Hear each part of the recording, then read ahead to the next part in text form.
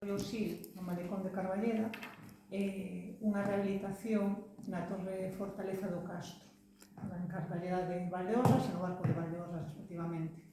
Ambas as dúas actuacións supoñen, incluindo gastos de dirección de obra, coordinación, etc., preto de 1,5 millón de euros. E agora a fase de licitación, pois o que leve, 3-4 meses, e a continuación xa poden iniciar as obras.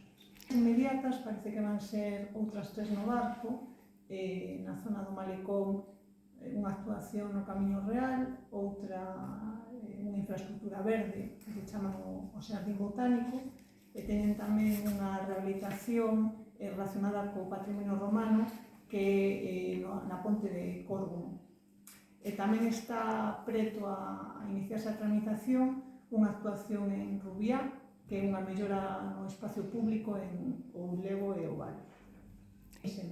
Hai varias. Unha das finalidades do programa é precisamente facer os sitios máis sostibles, non? Entón, ese tipo de actuacións relacionadas con potenciar a sostibilidade, o patrimonio cultural, actuacións relacionadas coa mellora da vida da xente, centros cívicos, eso é o xeito do programa, deste programa de fondos europeos.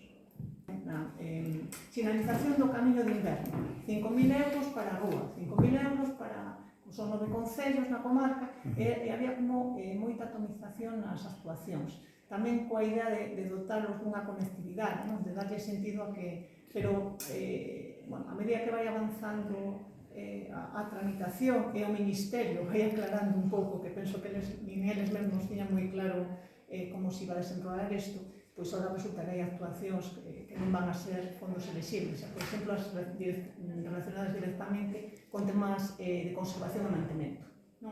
Entón estamos vendo, había outra que era de mitigación de riscos de incendios, pero ao final para mitigar os riscos de incendios o que tens que facer é mantemento dos montes.